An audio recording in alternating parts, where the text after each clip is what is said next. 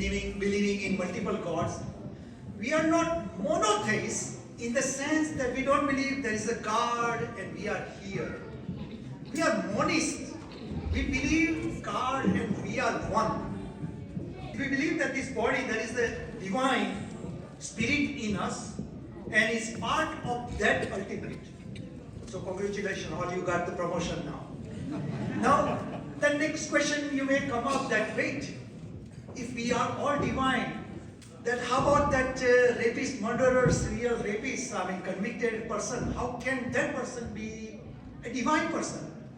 Yes, he is or she is also a divine person, except that that person has forgotten his divinity because of his greed, ego, lust, whatever reason. We can extrapolate the same teaching to what is going on around the world, including recently in the Middle East. That one can say the same thing, that Palestinians as well as Israelis all are divine people, except that because they have an ignorance about the others, and that's why they keep getting into these wars. Now today I will pray for all of them, recite one Vedic prayer, and again it's in Sanskrit. So what it says, that may all be happy, free from all illness, see auspicious in others, and no one suffers. So it goes like that.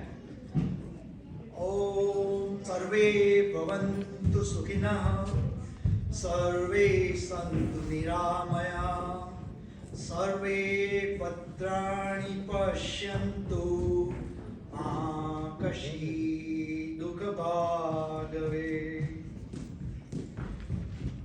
So, now my second point is, we cannot solve all world problems. Problems are there and we know that there is no solution right away. But at least one thing we can definitely do today is that we don't bring those world problems to our doorsteps. There is no room, there is no reason to have an Islamophobia. There is no reason to have anti-Semitism. There is no reason to have Hindu-phobia. So at least that much we can do it. Talking about Hindu-phobia, 2023 was very tormenting year for we Hindus in California. We were torn apart.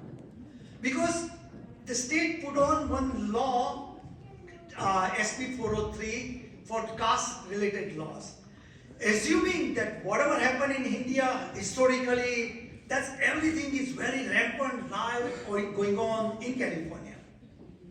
Thank God that ultimately Governor Newsom realized that there is no place, there is no need. He vetoed it, it got killed.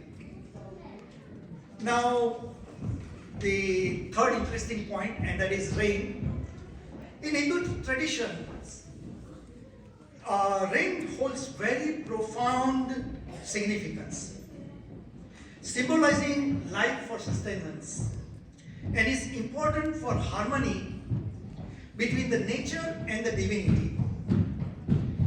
So, Hindu loves God, we have God for everything, and of course we have God for rain too.